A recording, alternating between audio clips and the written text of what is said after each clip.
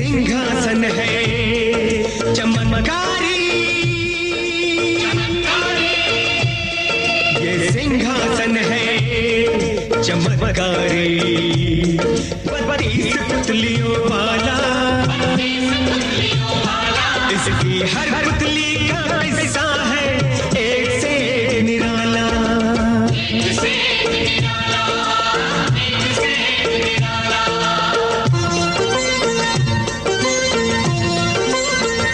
बड़ी दिलचस्प है बच्चों पुरानी ये कथा माला, बड़ी दिलचस्प है बच्चों पुरानी ये कथा माला।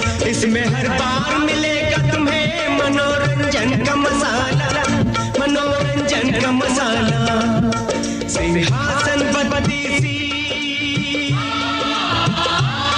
सिंहासन बत्तीसी, सिंहासन बत्तीसी।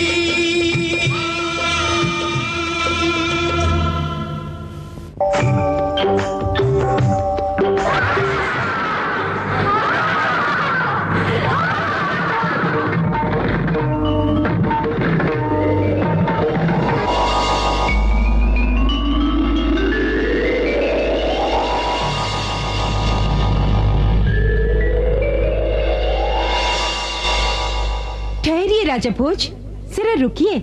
कहाँ जा रहे हैं? न्याय में परम न्यायी, वीरों में परम वीर, महाराज विक्रमादित्य के सिंहासन पर बैठने? नहीं राजा भोज, तुम इस सिंहासन पर बैठने के योग्य नहीं हो। जरा सोचो तो, ऐसा कौन सा गुण है तुम में जो तुम्हें इस 32 पुतलियों वाले सिंहासन पर बैठने के योग्य बनाता है कोई ऐसा गुण?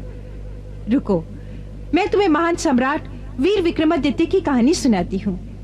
एक दिन की बात है कि प्रजा का दुख दर्द जानने के लिए एक बार वे ब्राह्मण का वेश बनाकर उज्जैनी नगरी में भटक रहे थे। भगवते वासुदेवाय,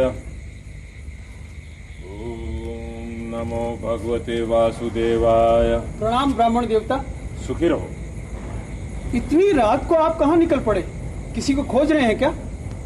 हम ब्राह्मण या तो भगवान को खोजते हैं या किसी धनी को जो अधिक दान दे, और किसे खोजेंगे? अच्छा अच्छा। हमें किसी सेठ के विषय में बताइए जिसने बहुत धन कमाया। क्यों बताएं? तुम्हें इससे क्या? ताकि हम उसके सामने जाके हाथ पसार सकें। और क्या, आप तो जानते ही हो, जो धन चोरी से कमाता है वो दान भी अधिक देता है। वो दिन गए। ये विक्रमादित्य का राज्य है, यहां चोरी से तो धन कमाना संभव ही नहीं। हाँ, सामने एक बड़े सेठ रहते हैं, उनका लड़का बहुत बड़ा व्यापारी है, देश देश भटकता है, उसने बड़ा धन कमाया है। अच्छा। ओम नमो भगवते वासुदेवाय। हमारे घर में तेरे लिए कोई जगह नहीं है। कैसी बहू और कहाँ की बहू? न जाने किसका बच्चा उठा रही है और कह रही है कि मैं बहू। अरे निकल जा रही तू। ओम नमो भगवते वासुदेवाय। ये आप क्या कर रहे हैं? तुम चुप रहो जी। अपने घर की लक्ष्मी को अपमान करके निकालना पाप है। ये बहू नहीं है, हम इसे बहू नहीं मानते। ये हमारे लड़के के साथ इसका कोई संबंध नहीं। जब से विवाह होकर घर में आई, हमारे लड़के से मिली भी नहीं कभी, फिर भी मां बन गई और कहती है कि मैं आपकी पुत्रवधू हूँ। कहाँ की पुत्रवधू? ये क्या रहस्य है देवी जी? तुम बीच में मत बोलो ब्राह्मण देवता, ये हमारे घर की बात है। विचित्र स्थिति है। देखिए, मेरे पति के आने तक मुझे यही रहने दीजिए। वो आएंगे तो वे भी मानेंगे कि ये उनका पुत्र है। मुझ पर इतना अत्याचार मत कीजिए। अरे हम सच्चाई जानते नहीं क्या? हमें क्या सिखा रही है? मेरी बात मान लीजिए, मैं सच कह रही हूँ। अरे जा जा, चिंता कहीं की, निकल यहाँ से। चल जा यहाँ से, चल। क्या यहाँ से? ओम नमो भगवते वासुदेवाय। अब आप क्या करेंगी? कहाँ जाएंगी? कहीं भी जाऊं, कुछ भी करूं, तुम्हें इससे क्या? देखिए देवी जी, अन्यथा न समझिए, ब्राह्मण पिता के समान होता है। आप मेरी बेटी की तरह हैं। इस कष्ट में मैं आपकी सहायता करना चाहता हूं। रात का समय है। तो फिर मुझ पर एक कृपा कीजिए, मुझे मेरे पिता के पास पहुंचा दीजिए। अवश्य देवी जी। ओम नमो भगवते वासुदेवाय। ओम नमो भगवते वासुदेवाय। चलिए, आप मुझे सच बात बताएंगे? आप कहते हैं कि आप बहू हैं, ये बच्चा आपका है, लेकिन आपके ससुर कहते हैं कि ओम नमो भगवते वासुदेवाय कि ये बच्चा। देख ब्राह्मण, तुझे चलना है तो चुपचाप चल, नहीं तो मैं अकेली चली जाऊंगी। तुझे हमारे परिवार से क्या करना? चलिए चलिए। ओम नमो भगवते वासुदेवाय। ओम नमो भगवते वासुदेवाय। ये मेरे पिता का घर है, लाइए इसे मुझे दे दीजिए। आपको बहुत कष्ट हुआ। ओम नमो भगवते वासुदेवाय। मुझे कोई कष्ट नहीं हुआ, लेकिन कृपया जाते जाते मेरी एक बात सुन लीजिए। कहिए। जीवन में अन्याय करना या अन्याय सहना दोनों ही पाप है। सच को आप छुपाएं या आपके पति या आपके ससुर, वे सभी दोषी माने जाएंगे। तो फिर मैं क्या करूं? समाज में अपने ससुर के विरोध ढंडोरा पीटती फिरूं? देखिए, यहां राजा विक्रमादित्य जैसा न्यायी राजा राज करता है। राजा पिता की तरह होता है। आपके साथ जो भी अत्याचार हो रहा है, उसकी कथा आप जाके राजा विक्रमादित्य को सुना दीजिए। वे न्याय कर देंगे और आपको जो सम्मान मिलना चाहिए वो मिलेगा। ब्राह्मण देवता, आपने मुझे जो सीख दी है मैं वैसा ही करूंगी। मैं कल ही अपने पिता को लेकर महाराजा विक्रमादित्य के दरबार में जाऊंगी और न्याय की दुहाई दूंगी। ओम नमो भगवते वासुदेवाय। बस आपको यही तो करना चाहिए। प्रणाम। सौभाग्यवती भव।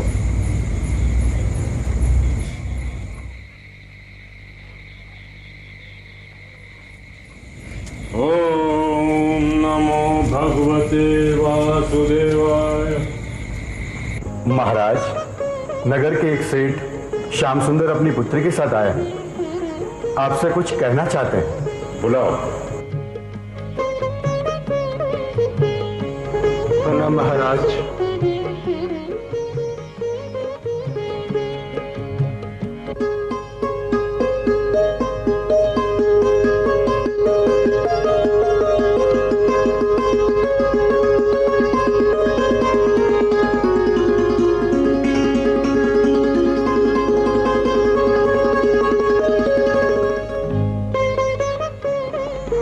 यदि मैं भूल नहीं कर रही तो आप वही हैं जो कल रात्रि।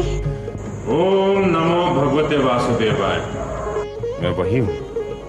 अब कहो, क्या बात थी जो तुम्हारे ससुर ने कल रात तुम्हें अपमानित कर घर से बाहर निकाल दिया? मैं जिस दिन से उस घर में बहू बनकर गई महाराज, मेरे पति मुझे कभी नहीं मिले। मेरे जाते ही मुझे तलघर में सदा के लिए बंद कर दिया गया। आपके पति की आज्ञा से आपको जीवन भर इस तलघर में बंद रखा जाएगा। मगर क्यों? मैं बहू निष्कर की, मुझे यहाँ बंद करके रखने के लिए विवाह करके लाया गया है। मेरे पति कहाँ हैं? मैं उनसे मिलना चाहती हूँ। आप उनसे कभी नहीं मिल सकेंगी बहू रानी। क्यों? क्या अपराध किया है मैंने? बहुत बड़ा अपराध किया है आपने। सुना है विवाह के पूर्व आप कहा करती थी कि पुरुष की अपेक्षा स्त्री अधिक चतुर और बुद्धिमान होती है। हाँ, कहा करती थी और अब भी कहती हूँ कि स्त्री पुरुष की अपेक्षा अधिक चतुर और बुद्धिमान होती है। मूर्ख लड़की, तेरे इसी अभिमान का दंड तुझे जीवन भर मिलेगा। जिस दिन से मेरे पुत्र ने सुना है कि तुम लड़की होकर इस तरह की बातें करती हो, तो उसने आग्रह किया कि वो तुमसे विवाह करना चाहता है और हमें मानना पड़ा। अब वो तुझे जीवन भर इसी साल घर में बंद करके रखेगा, ये देखने के लिए कि तुम कितनी बुद्धिमान हो, कितनी चतुर हो। स्त्री को अपनी मर्यादा का ध्यान रखना चाहिए। जो मर्यादा उल्लंघने की चेष्टा करती है, उनकी यही दुर्दशा होती है। आप माँ होकर अपनी बेटी की इस मूर्खता भरे प्रस्ताव का समर्थन करती हैं? हाँ, तुम्हें यहाँ पर भोजन मिलेगा, कपड़े मिलेंगे, नहीं मिलेगा तो अपना पति तुम्हें कभी भी देखने को नहीं मिलेगा। भोजन मिलेगा, कपड़े मिलेंगे, नहीं मिलेगा तो पति नहीं मिलेगा। फिर तुमने क्या किया? मैं क्या करती महाराज, तलघर की दीवारों में बंद समय बिताती रही। आपने कभी अपने बेटी की सुधि नहीं ली? हम कई बार गए महाराज, पर कभी हमें अपनी बेटी से मिलने नहीं दिया गया। एक बार उस परिवार की एक दासी ने बड़ी दया करके इसका एक पत्र लाकर मुझे दिया, जिससे पहली बार मुझे अपनी बेटी की दुर्दशा का पता चला महाराज। फिर आपने क्या किया? इसने मुझसे अपने पत्र में कहा था कि मुझे छुड़ाने का कोई प्रयत्न आप ना करें और ना ही ये बात किसी दूसरे को बताई जाए। क्यों? मैं अपने ससुराल की या अपने पति की बदनामी नहीं करना चाहती थी महाराज। फिर? इसने अपने पत्र में मुझसे आग्रह किया कि मैं अपने घर से इसके ससुराल तक एक ऐसी सुरंग बनाऊं, एक ऐसा गुप्त मार्ग जिससे मेरी बेटी जब चाहे अपने पीहर आ सके। आपने बनाई सुरंग? जी महाराज, समय तो लगा पर बन गई सुरंग।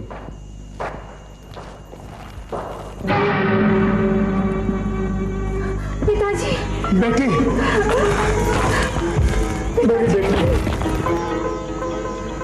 तब मैंने ठीक से जाना कि मेरी बेटी किस कष्ट में जी रही है। मैं उसी सुरंग से इसे अपने घर लेकर आया। ये हर दिन कुछ समय के लिए उसी सुरंग से मेरे घर आती और वापस अपने ससुराल के कैद खाने लौट जाती। बड़े दिनों के बाद मेरी बेटी के चेहरे पर मुस्कान लौटी और उसने खुली हवा का अनुभव किया।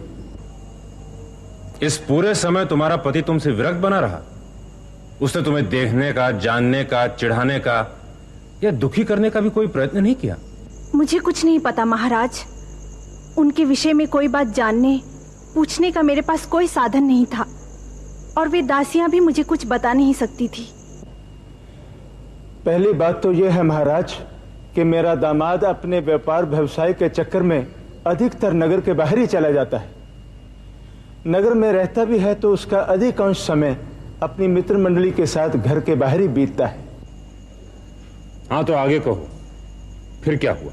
यदि मैं अपने पति को पाने का प्रयत्न नहीं करती तो मेरे जीवन का कोई अर्थ नहीं रह जाता महाराज।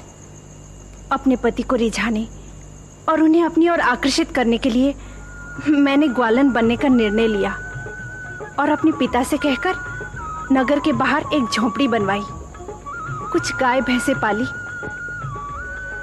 और ग्वालन का वेश धारण करके उज्जैनी के मार्ग पर दूध बेचने लगी। हाँ, इसके बाद क्या हुआ?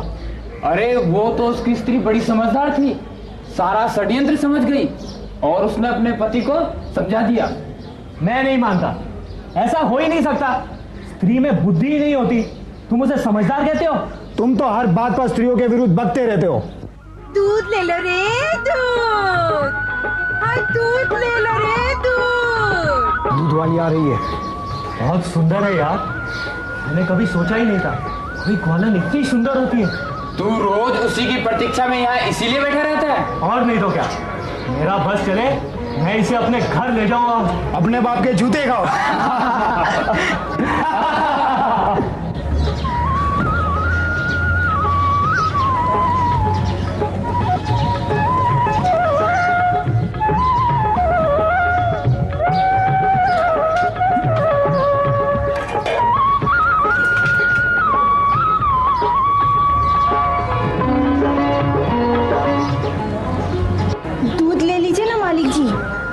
बचा है, अब इसे लेकर मैं कहाँ जाऊंगी? ला दे, इधर ला।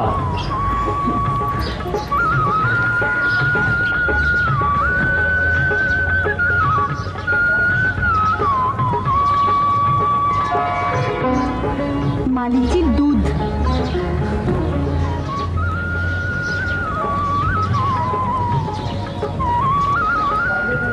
हाँ, अब बोल, कितने दाम हुए? अरे काहे का दाम सेठ, फिजूल फेंकने में चला जाता, इससे अच्छा हुआ तुमने पी लिया। ये लो। अरे वाह बड़े सेठ, पाव भर दूध का इतना दाम तो मुझे पहले कभी किसी ने नहीं दिया। हमें और ज्यादा दूध चाहिए, तो मिलेगा ना? अरे क्यों नहीं सेठ, तुम कहो और मैं ना करूं? ऐसा कभी हो सकता है? रहती कहाँ है तू? नगर द्वार के पास मेरा ठान है, वहीं मेरे गाय डोर बंधे रहते हैं। आ जाऊंगा सूरज डूबने पर। हाँ अवश्य आइएगा, मैं रास्ता देखूंगी। और घर में कौन कौन है तेरे? और कौन होगा? मैं और मेरे जानवर।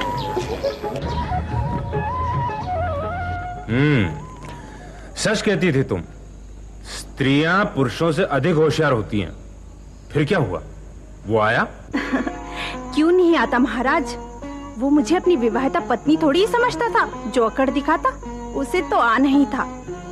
दूध का तो सिर्फ बहाना था, उसे तो ग्वालन की तलाश थी।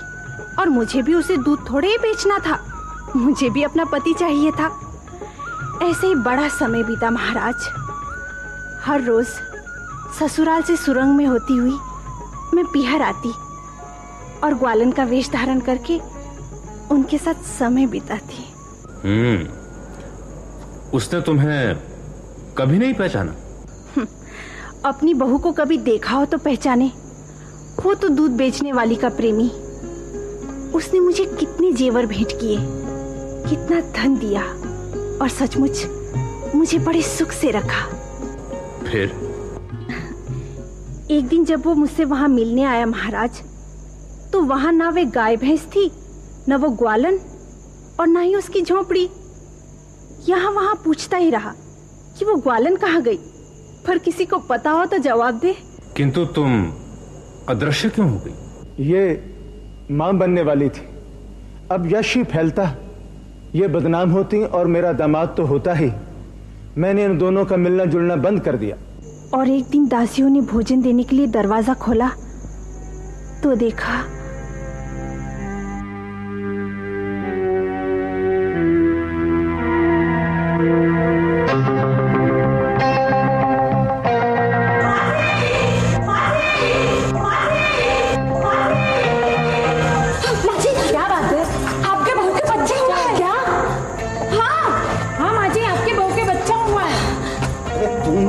दिन में सपने तो नहीं आते।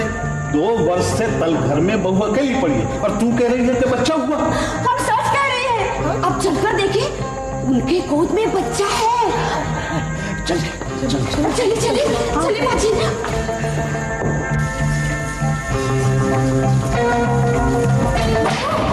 ये बच्चा किसका है? मेरा है, आखिर मैं आपकी बहू हूँ और किसका होगा? मेरा और मेरे पति का। चलो बेटे, दादा दादी को प्रणाम करो। नीच उल्टा और झांकने भी आया तल घर में, जो तुम उसे बच्चे का बाप बता रही है। एक बार उन्हें बुला तो दीजिए, एक बार वो कह दे कि वो मुझसे कभी नहीं मिले। झूठी, चरित्रहीन, कब मिला मेरा बेटा तुझसे? कई बार मिल चुके हैं, एक बार हो तो बताऊं। समझ गया। एक उल्टा ने इन दासियों को मिला लिया, जरूर कोई अन्य पुरुष इससे मिलने आता होगा। नहीं, हमें कुछ नहीं पता। इसे अभी इसी वक्त इस घर से निकालिए, अभी तुरंत। एक क्षण भी इस घर में नहीं रहनी चाहिए। मैंने उन्हें बहुत विश्वास दिलाने का प्रयत्न किया, पर उन्होंने मेरी एक नहीं सुनी, मुझे घर से निकाल दिया। तब तो आप वहीं थे महाराज। ओम नमो भगवते वासुदेवाय। पर इतना होने पर तुम्हारे सास ससुर ने तुम्हारे पति को नहीं बुलाया? मेरा दामाद आजकल यहाँ नहीं है महाराज, मैंने पता लगाया था। वो माल खरीदने विदिशा नगरी गया है, आजकल में लौटने ही वाला है। आजकल में लौटने वाला है? अर्थात हमको चलें तो वो हमें विदिशा नगरी के मार्ग में मिल सकता है। बम भोले बम भोले बम भोले भोले शंकर।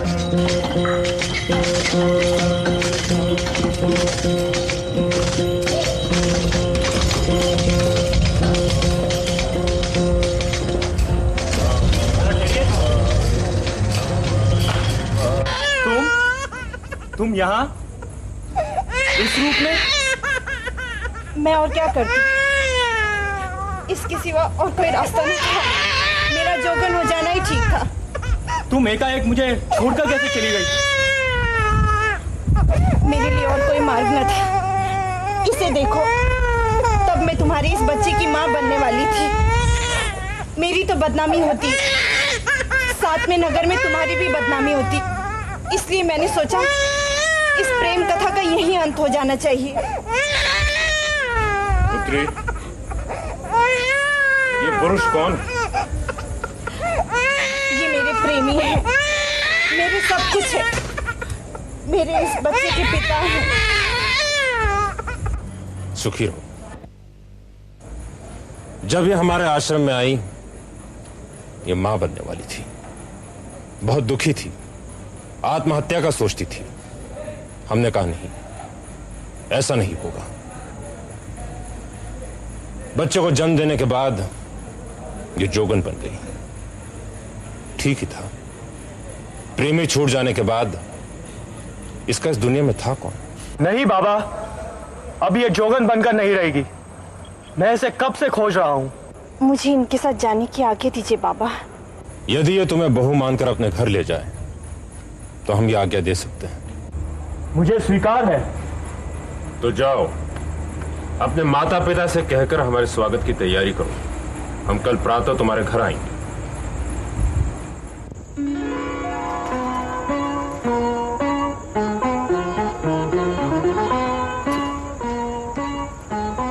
आप भी अपने बहू को आशीर्वाद दे दीजिए। अरे हाँ, यही तो हमारी बहू है। तो वही है, यही आपकी बहू है, यही है वो ग्वालन, यही है वो जोगन, यही है आपके बेटे के बच्चे की मां। और एक बात समझ लो, तुम अपने आप को बहुत बुद्धिमान मानते हो ना, पर स्त्रियां भी तुमसे कोई कम बुद्धिमान नहीं होती। मेरा पोता कहाँ?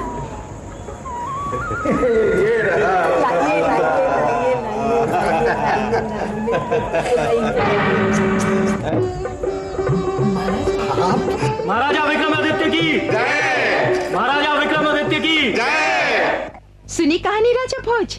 ऐसे थे सम्राट विक्रम, मनुष्य में देवता, परम साहसी, परम न्यायी। राजा के नाते यदि कोई भी गुण तुझ में है तो निश्चित ही सिंहासन पर तेरा अधिकार है। यदि नहीं है तो आगे पैर मत रखना। ये सिंहासन है चमत्कारी, 32 पुतलियों वाला, इसकी हर पुतली का